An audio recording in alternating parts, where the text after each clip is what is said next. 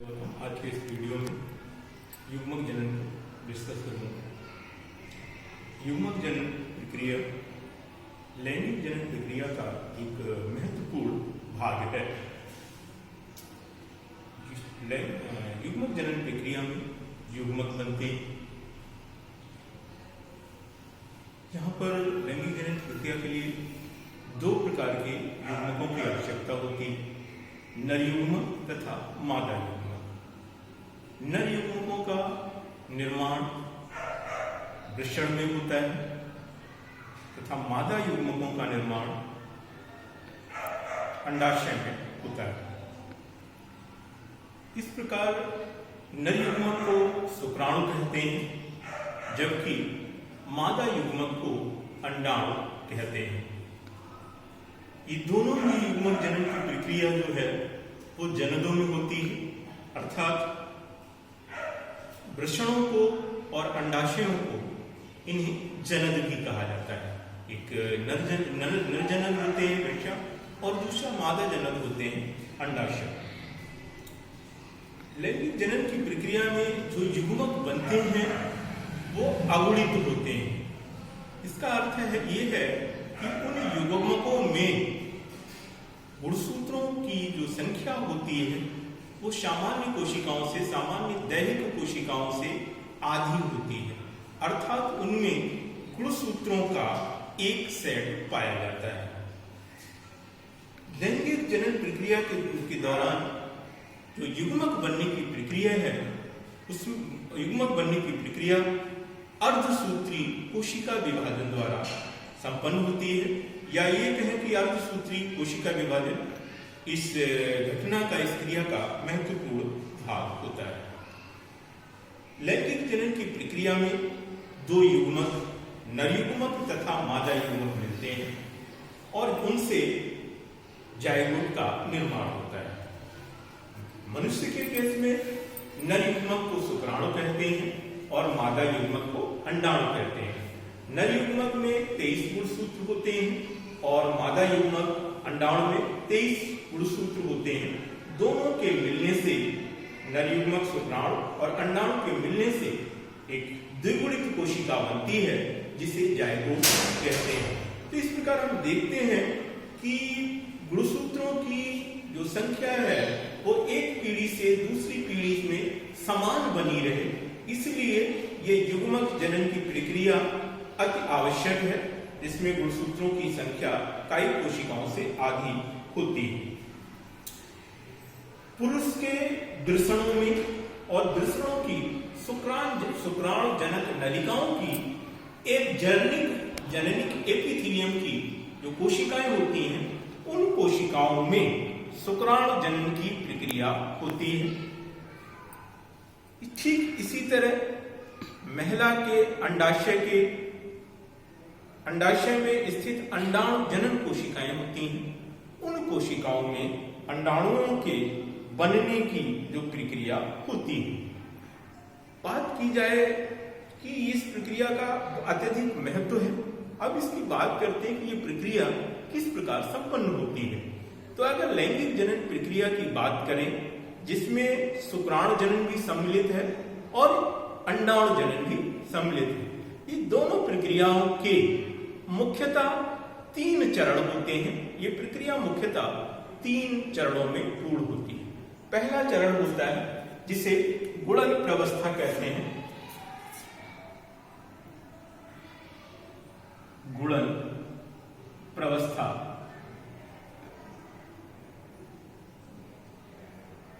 दूसरा चरण होता है जिसे वृद्धि प्रावस्था कहते हैं।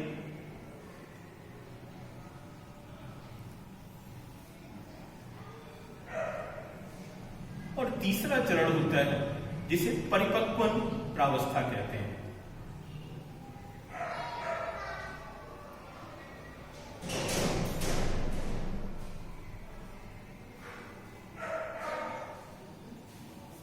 गुणन प्रावस्था, वृद्धि प्रावस्था और परिपक्वन प्रावस्था। इसको हम शुक्राणु जनन के परिप्रेक्ष्य में समझते हैं। गुणन प्रावस्था में क्या होता है, यह युग्मक जनन की पहली प्रवस्था होती है। अगर शुक्राणु जन्म के केस में समझें तो क्या होता है कि इस प्रवस्था में शुक्राणु जन्म की प्रक्रिया जो है वो उसी समय प्रारंभ हो जाती है जिस समय भ्रूण का निर्माण हो रहा होता है। भ्रूण की प्रारंभिक अवस्था में वृषणों की शुक्र जनक नलिका में, शुक्र जनक नलिका की जो जननिक एपिथीलियम होती है, उस जननिक एपिथीलियम की शुक्राणु जनन कोशिकाएं तेजी से वृद्धि करती हैं और विभाजन होता है। लगातार वृद्धि और विभाजन के फलस्वरूप अनेक कोशिकाएं बनती हैं और ये वृद्धि और विभाजन शिशु अवस्था तक चलता रहता है। तो प्रारंभिक जो जननिक कोशिकाएं थी उनमें लगातार विभाजन हुआ शिशु प्रवस्था तक, जन्म के बाद तक। तब जो उनसे प्रारंभिक जननिक कोशिकाओं से जो कोशिकाएं बनती हैं उनको हम शुक्राणु जनन कोशिकाएं कहते हैं। ये शुक्राणु जनन कोशिकाएं शिशु अवस्था तक काफी संख्या में बन चुकी होती हैं और इसके पश्चात इनका वृद्धि विभाजन वो एकदम रुक जाता है, चेक हो जाता है। उसके पश्चात पुनः इन वृषणों की सक्रियता प्रारंभ होती है। कब होती है? युग्मना आरंभ के प्रारंभ होने पर। युग्मना आरंभ के प्रारंभ होने पर कुछ विशेष हार्मोन्स निकलते हैं, जैसे gonadotropin hormones, LH luteinising hormones, FSH follicle stimulating hormones. इनके प्रभाव से, इन हार्मोन्स के प्रभाव से वृषण पुनः प्रारंभ सक्रिय हो जाते हैं और उनकी कोशिकाओं में विभाजन होना पुनः प्रारंभ होता है। इस अवस्था में क्या होता है कि जो शुक्राणु जन कोशिकाएं जिन्हें हम स्पर्मेटोगोनिया कहते हैं वो तेजी से विभाजन करती हैं और अपने आकार में वृद्धि करती हैं, जिससे शुक्राणु जनन कोशिका के अंदर इनके कई स्तर बन जाते हैं। इसके पश्चात इस स्तर की सबसे अंदर की कोशिकाएं, शुक्र जनन नलिका के गुहा की ओर की कोशिकाएं, कुछ कोशिकाएं जो हैं आकार, विशेष आकार में हो जाती हैं, उनका आकार बढ़ जाता है। तो इन कोशिकाओं को हम प्राथमिक शुक्र कोशिकाएं कहते हैं। शुक्राणु जनन कोशिकाओं से जैसे युग्मना आरंभ हुआ वैसे ही शुक्राणु जनन कोशिकाएं पहले से ही उपलब्ध थी। उन शुक्राणु जनन कोशिकाओं में समसूत्री विभाजन हुआ जिससे उनकी संख्या बढ़ी।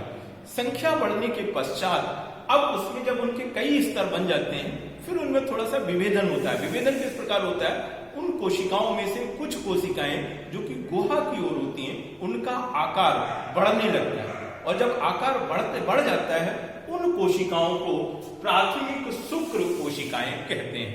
तो इस प्रकार प्राथमिक शुक्र कोशिकाएं बनी। ध्यान देने की बात है कि ये कोशिकाएं जो शुक्राणु जन कोशिकाएं या जिन्हें हम स्पर्मेटोगोनिया कहते हैं वो भी द्विगुणित होती हैं और वो द्विगुणित कोशिकाएं समसूत्री विभाजन द्वारा विभाजित होकर अनेक प्राथमिक शुक्र कोशिकाएं बनाती हैं। ये जो प्राथमिक शुक्र कोशिकाएं हैं इनसे ही आगे युग्मक का निर्माण होना है। तो प्राथमिक शुक्र कोशिकाएं जब आकार में बड़ी हो जाती हैं, परिपक्व हो जाती हैं, इनके अंदर कोशिका विभाजन के लिए आवश्यक केंद्रक के अंदर सभी पदार्थ प्रोटीन्स का संश्लेषण हो जाता है, तब ये प्राथमिक शुक्र कोशिकाएं अर्धसूत्री विभाजन द्वारा विभाजित होती हैं। जैसा कि पहले से ही पूर्व विदित है कि जो अर्धसूत्री विभाजन है वो 2 चरणों में पूर्ण होता है। उसके 2 चरणों को क्रमशः मियोसिस अर्ध विभाजन फर्स्ट और अर्ध विभाजन सेकेंड कहते हैं, या इंग्लिश में कहें तो मियोसिस फर्स्ट और मियोसिस सेकेंड कहते हैं। तो जो मियोसिस फर्स्ट होता है उसमें क्या होता है कि किसी एक द्विगुणित कोशिका से 2 कोशिकाएं बनती हैं और वो दोनों कोशिकाएं अगुणित होती हैं। इसके बाद मियोसिस सेकेंड में जो बनी हुई 2 अगुणित कोशिकाएं हैं वो पुनः समसूत्री विभाजन द्वारा विभाजित हो जाती हैं, जिससे 4 अगुणित कोशिकाएं बनती हैं। तो ठीक वही प्रक्रिया अर्धसूत्री कोशिका विभाजन की अर्धसूत्री कोशिका विभाजन द्वारा प्राथमिक शुक्र कोशिकाएं विभाजित होती हैं। प्राथमिक शुक्र कोशिकाएं विभाजित होंगी तो जो पहला चरण है मियोसिस फर्स्ट या अर्धसूत्री विभाजन फर्स्ट, उसमें एक प्राथमिक शुक्र कोशिकाओं से दो द्वितीयक शुक्राणु कोशिकाएं बनती हैं। ये जो द्वितीयक शुक्राणु कोशिकाएं बनी ये अगुणित होती हैं। अगला स्टेप होता है जिसे हम अर्धसूत्री विभाजन सेकेंड कहते हैं। इस प्रक्रिया द्वारा द्वितीयक शुक्राणु कोशिकाएं पुनः विभाजित होती हैं। मियोसिस सेकेंड बोला जाता है लेकिन ये होता समसूत्री विभाजन की तरह ही है। तो इसमें क्या होता है, फिर इन जो पहले दो कोशिकाएं बनी थी उन दो कोशिकाओं से पुनः चार कोशिकाएं बनती हैं और इन बनी चार अगणित कोशिकाओं को पूर्व शुक्राणु अथवा शुक्राणु प्रशु कहा जाता है। ये सभी कोशिकाएं हैप्लॉइड होती हैं। तो इस तरह से प्राथमिक शुक्रजन कोशिका एक थी, प्राथमिक शुक्राणुजन कोशिका एक थी, उसने समसूत्री कोशिका विभाजन में भाग लिया। तो समसूत्री कोशिका विभाजन से लेंगे तो उसमें बनती हैं एक कोशिका से दो कोशिकाएं बनी, लेकिन ये जैसे द्विगुणित हैं तो ये वाली कोशिकाएं भी दोनों द्विगुणित होंगी। इसके बाद प्राथमिक शुक्र कोशिका जब अर्धसूत्री द्वारा विभाजन द्वारा भाग लेती है तो दो कोशिकाएं बनती हैं, लेकिन ये दोनों कोशिकाएं अगुणित होती हैं। अगला जो मियोसिस सेकेंड आता है तो ये दोनों कोशिकाएं पुनः विभाजित होती हैं दो दो कोशिकाओं में और इनसे कुल चार अगुणित कोशिकाएं बनती हैं। और ये जो चार अगुणित कोशिकाएं बनी इन्हें शुक्राणु प्रशु अथवा पूर्व शुक्राणु कहते हैं। पूर्व शुक्राणु और शुक्राणु में की संरचना में काफी अंतर होता है, लेकिन बाद में इन्हीं पूर्व शुक्राणुओं में परिवर्धन एवं कायांतरण होता है। परिवर्धन एवं कायांतरण के फलस्वरूप पूर्व शुक्राणु शुक्राणु में परिवर्तित हो जाते हैं। इनका परिवर्धन वहीं पर शुक्रजनन नलिकाओं में ही जो सर्टोली की कोशिकाएं होती हैं उसमें गर्त पाई जाती हैं। उन्हीं सर्टोली की कोशिकाओं से लगे लगे ही इनमें पोषण एवं परिवर्धन होता है। उसके पास शेष जो इनका विकास और कायांतरण है वो एपिडिडाइमस नलिका अधिवृक्क नलिकाओं में भी होता है। इसके पश्चात जब ये शुक्राणु में परिवर्तित हो जाता है तो शुक्राणु को हम देख सकते हैं। आइए हम बात करते हैं शुक्राणु की संरचना की।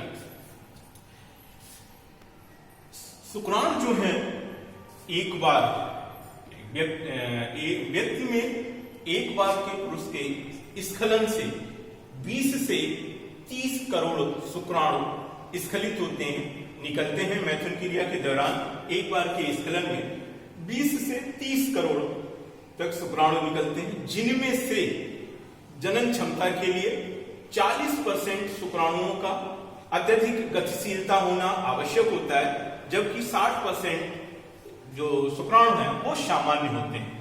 अब अगर इनकी शुक्राणु की संरचना की बात की जाए तो शुक्राणु को मुख्यतः हम उसके जो मुख्य संरचना के आधार पर चार भागों में बांट सकते हैं। पहला भाग है जिसे हम शीर्ष कहते हैं। पहला भाग शीर्ष कहलाता है, दूसरा भाग ग्रीवा कहलाता है, यहां से ग्रीवा, और तीसरा भाग मध्यखंड,